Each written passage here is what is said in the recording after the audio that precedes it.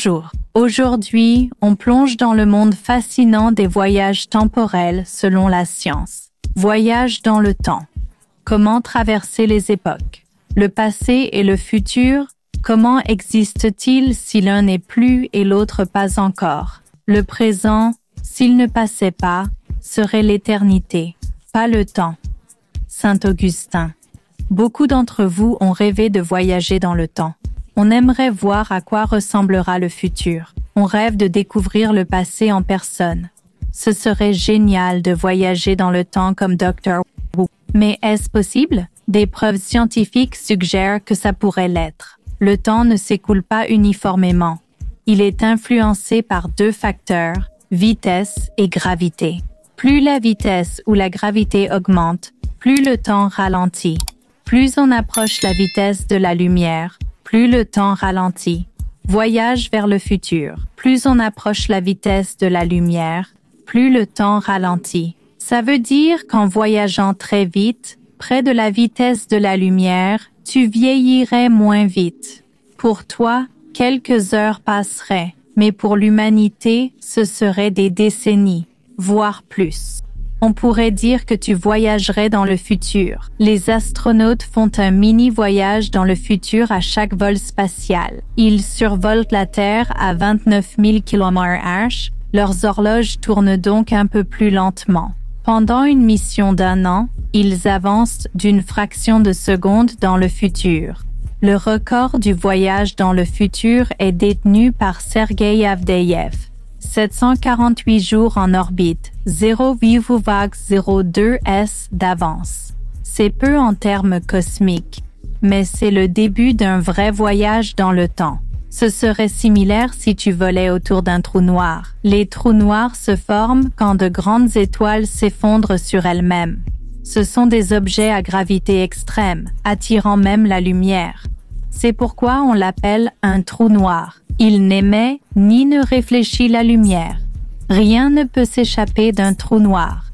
Pourtant, s'approcher d'un trou noir sans être aspiré pendant 1-2 heures pourrait, au retour sur Terre, équivaloir à 50 ans selon sa masse et notre distance. C'est comme voyager dans le futur. Einstein a aussi prédit les trous de verre. Cette théorie inspire la science-fiction. Qu'est-ce qu'un trou de verre? C'est un lien entre des temps et lieux éloignés. On pourrait l'utiliser pour voyager dans l'espace-temps. Prenez un papier, marquez 2 points opposés. Imaginez-les séparés par des millions d'années-lumière. Pliez le papier pour que les points se touchent. Ils sont maintenant très proches l'un de l'autre, non? Ce bout de papier représente l'espace. Certaines théories disent que l'espace-temps peut se courber ainsi. 2 points éloignés dans l'espace-temps peuvent alors être très proches.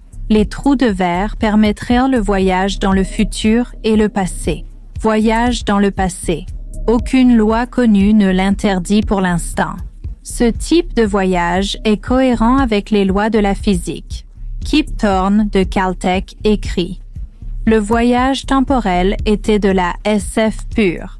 Les chercheurs l'évitaient, même en lisant ou écrivant sous pseudonyme. Les temps ont bien changé. Des revues sérieuses publient des analyses sur le voyage temporel.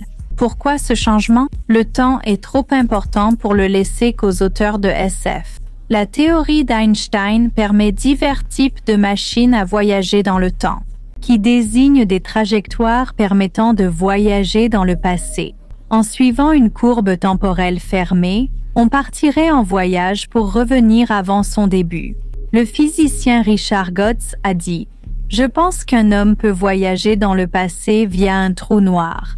La question est, pourrait-il en sortir pour raconter son histoire? Certains pensent que c'est impossible à cause du paradoxe du grand-père.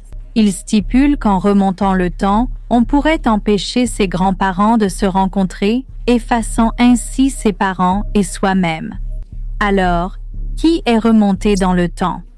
Ce paradoxe semble insoluble à première vue. Pourtant, la théorie de la courbure spatio-temporelle suggère que cela pourrait être possible. De plus, selon les lois mathématiques, chaque possibilité doit se réaliser, donc il existe des mondes où le voyage temporel est pris en compte. On pourrait appeler ces mondes des univers parallèles. Peut-être passons-nous de l'un à l'autre sans même nous en apercevoir. Après tout, ces mondes peuvent se chevaucher et coexister. Comment est-ce possible? En ésotérisme, on croit que le monde astral, où on entre lors des forts ou après la mort, existe comme le monde matériel. Ces deux mondes s'interpénètrent. Pourtant, on ne remarque pas l'influence du monde astral dans nos vies, bien qu'il existe. C'est peut-être pareil pour les mondes parallèles. Nos décisions créent peut-être de nouveaux mondes parallèles. Si la vie est une route, on peut emprunter le même chemin chaque jour. Mais un jour, on peut décider de prendre une autre voie. Puis, nous découvrirons diverses vues et sensations. Cela nous transformera. Nous pouvons aussi le modifier. C'est peut-être ça, la réalité. Une création infinie née de nos choix.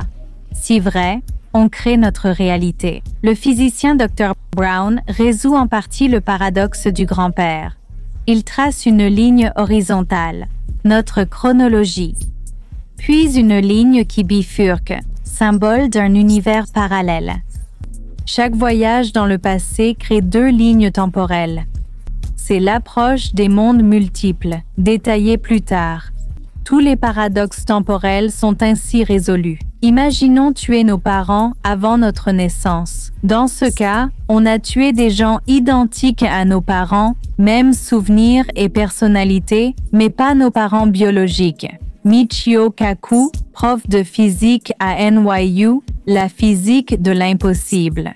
Il y a plein de théories sur le voyage dans le temps, mais elles seraient toutes trop compliquées à réaliser pour l'instant. Le temps, cependant, finit par surmonter tous les obstacles. N'oubliez pas de liker et vous abonner pour plus de vidéos passionnantes. Merci d'avoir regardé et à la prochaine.